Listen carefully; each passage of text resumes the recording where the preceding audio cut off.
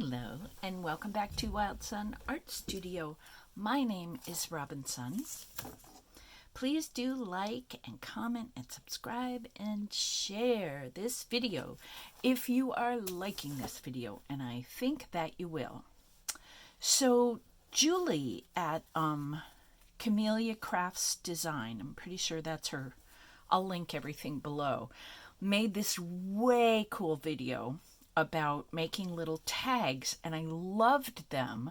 She has a bunch of supplies that I don't have, and I was thinking as I watched her very fun video, I really enjoy watching Julie, I was thinking about, ways I could figure out how to make pages and pages and pages of these cute little tags. So I want to go through my process and show you everything I did, and maybe you'll get some cool ideas, for your own video. I mean, for your own tag collection pleasure. So the first thing that I saw that I had an idea about was making these little shaped tags. There's another one. This is a pretty cute one. This is one that has a very different size and well, not size, but style, and the paint got on there differently too. So some were very simple, like this, so it's just a rectangle with the corners cut off. And some were way more elaborate. So there's a little fuffet there, and then the corners were cut out and the edges were angled. So let me show you what I did and how I got there. So I took just a regular piece of just copy paper, just anything you've got. You can use newsprint, you can use anything you've got. And take part of it, actually that's a little wide. What is this? Maybe inch and a half, inch and 3/4. Fold it in half there, and I guess I'll cut this off just for clarity's sake.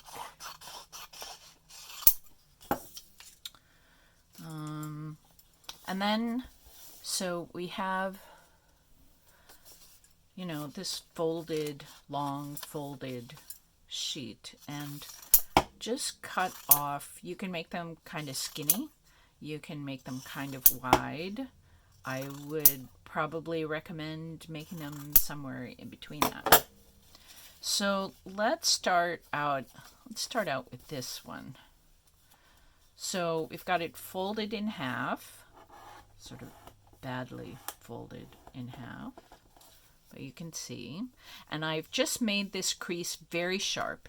If you want to take a bone folder and go over it, that's fine. If you want to use the back of your fingernail, that's fine too. But just make this crease really sharp. We want sharp creases to make these shapes be as symmetrical as possible. And if the folds are kind of rounded, the insides will be much smaller, so one side will be smaller. Anyway, all right, so fold it in half and fold it in half again the other way. So let's be very clear here. I've gotten this mixed up myself, and so I've trained myself, although I still get it mixed up even now. Here's our little piece of paper. This side right here is folded, and this side right here is folded. And these are cut edges, and this side is cut edges. So this corner is the folded corner. It's got folds here and folds here. We want to kind of keep our eye on that, and actually let's make a little X marks the spot, just which you can do because this is just a pattern, a template for you, so it can have writing on it. So let's do which one? Where is that one that just had the corners cut off? So this one, it's just a rectangle with angled corners. So what we'll do, you'll notice that these top cut edges are all kind of wonky, differently shaped. So we're just making the pattern for these little labels.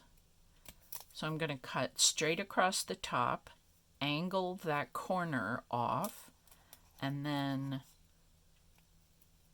cut the side. So see how that kind of matches right there? Actually, this is a little too angled. It's flaring up a little bit. Flaring up. That line right there was kind of pushing up. So, see how that kind of matches? So we open that up, and we have a really nice label. It's just a rectangle with the corners cut off. Now let me show you how to do, actually this is a good one.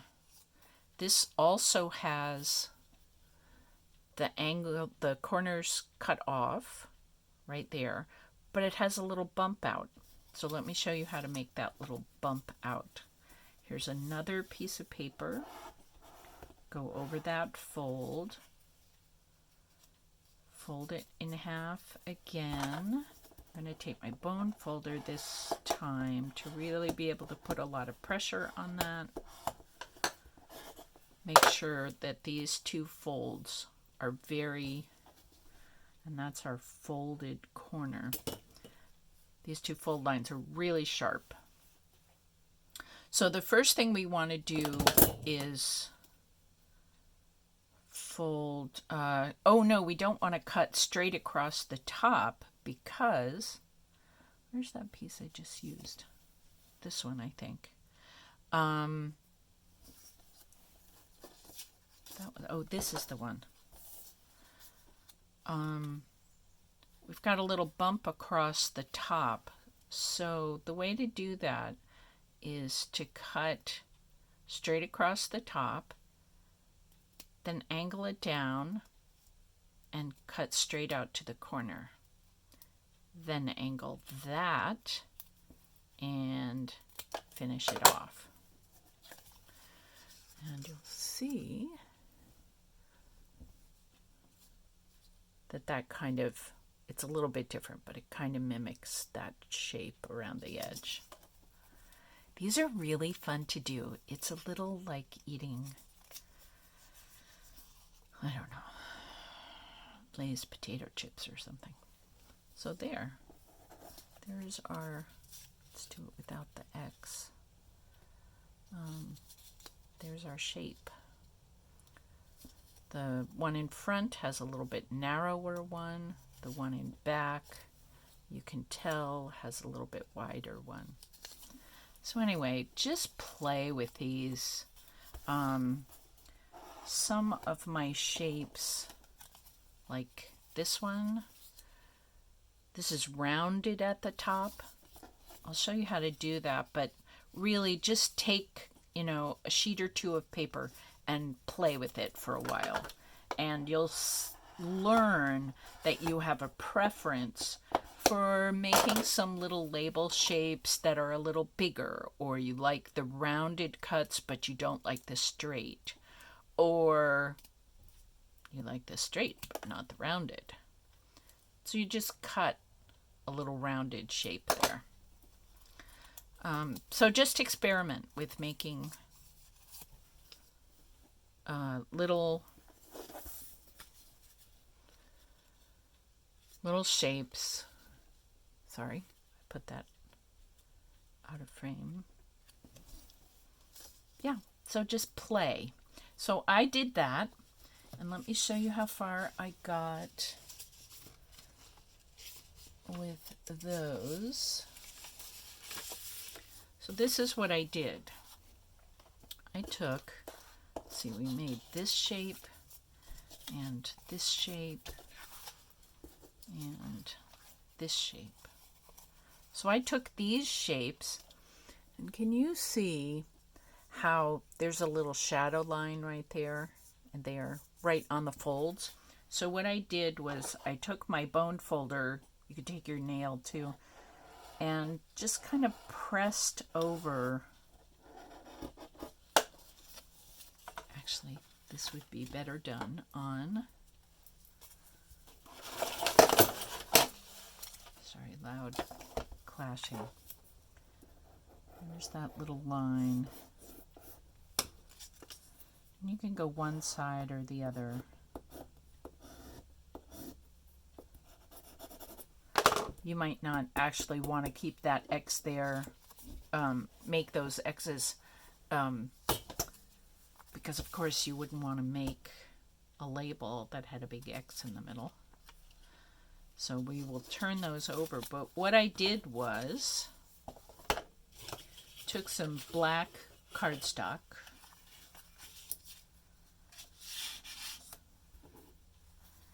and put these on. This is just Elmer's white glue in here, nothing fancy.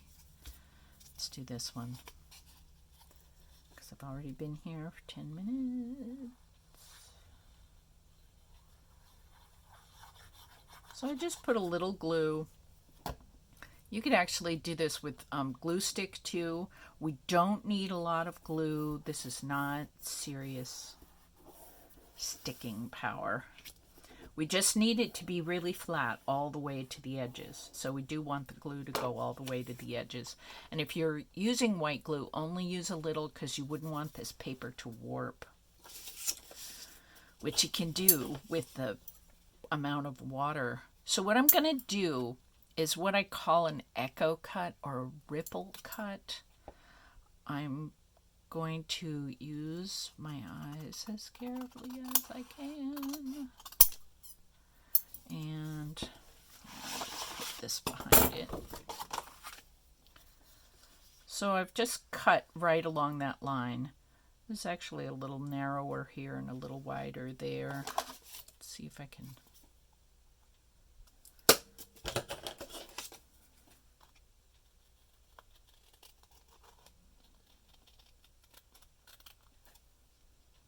Oh, crap. Now it's, well, anyway.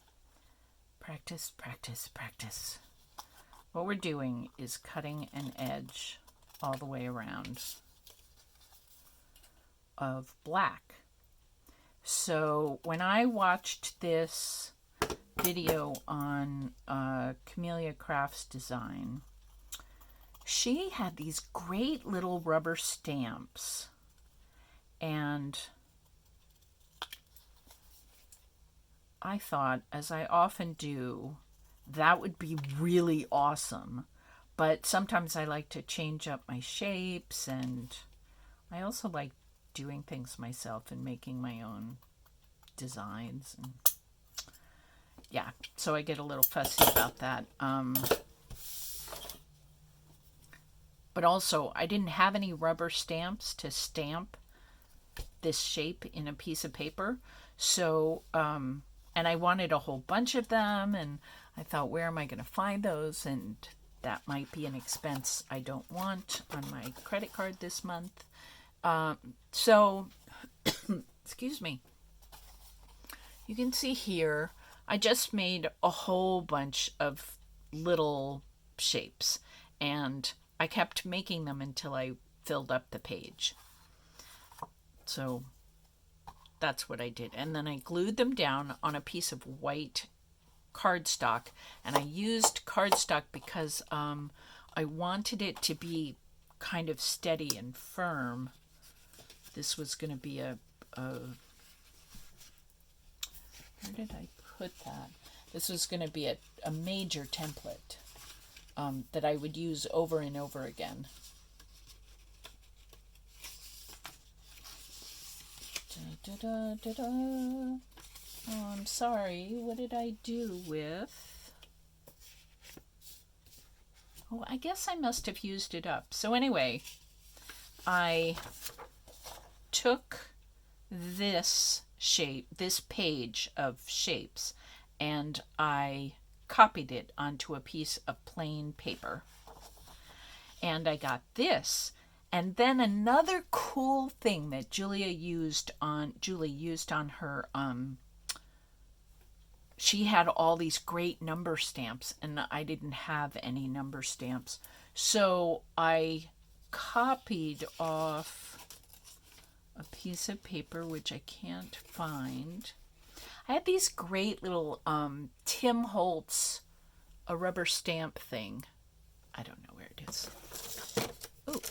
Here it is. It's this rubber stamp, thing. Oh, it's not Tim Holtz. It's Crafty Individuals. So you get all these cute little tickets on it. And I really liked these numbers, 60101. And you'll see there's the 101. And... right here is the 60161. So I must have changed some numbers around. So I just put it on a light box and I copied a bunch of numbers. So then I had a whole page full of numbers. And I just kind of copied the page full of numbers on top of the ticket shapes, the label shapes that I had made. So, I had enlarged this too. So that's an important thing. And I had all these numbers. And then they were like weird and they were coming off the edges of the tickets, and you couldn't see the whole numbers. That was a little too freeform for me. So I decided that I would cut out each little number thing, and I put this on my light box. I put a piece of plain paper over it, and I very carefully on the paper, and I don't know what I've done with that.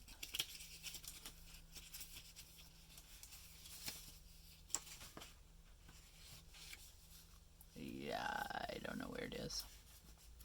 I very carefully arranged the numbers, to be on the labels in a place where I would like it. So I did that. But then Julie also had a whole bunch of other stamps, and I think she actually used this one a little bit too. She had a whole bunch of stamps, like these, like postage stamps, stamps that the post office uses to show you where a letter was canceled. Cancellation stamps, that's what they are. So she had a whole bunch of cute little flowers and mushrooms and I don't know what all. I can't quite remember, but I know she had some of those circle cancellation stamps too. And I didn't have enough like that. Like those two and a couple other here and there, but it wasn't enough to make a sense of variety over the whole page. So I had been drawing flowers with Miss Amy at the library, and I'll link this video too. And I drew a page full of flowers.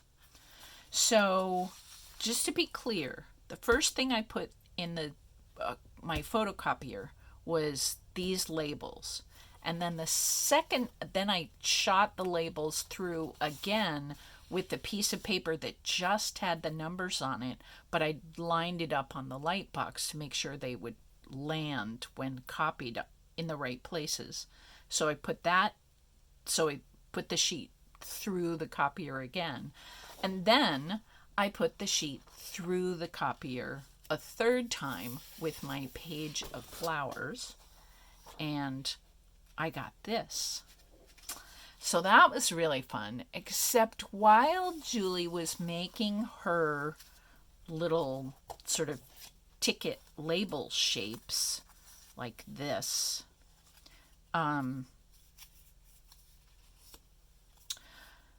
she also had some great color. She had made a colorful collaged background to sort of start herself off, and that was really pretty. And I didn't have, I just had this black and white. I didn't have any color. So I took it into my painting room, which used to be known as the dining room, and I used spray ink on top of the papers. So that's why we get these. This one had, I did some yellow spray, a little tiny bit of red, a bunch of green and blue. You can see more of the red down here. And on this one, of course, I did lots of red. I did a whole chunk of like lots of yellow, which I liked. I did a little bit of blue, but it was giving me these big splatters, which I was a little less in love with. So I stopped using it. I also painted my finger blue with that sprayer. This one has yellow and red, and I don't know that you can see it on these, but there's a mica spray that I used on these. You might be able to see a little bit of the flash of kind of gold, shiny, shimmery stuff.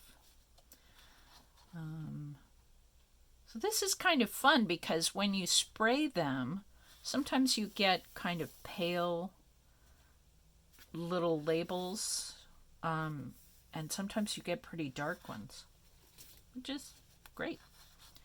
I mean, this label is pretty light, and here we've got some more dark stuff going on. So I just wanted to show this to you. I will link all the pertinent videos and materials and stuff below.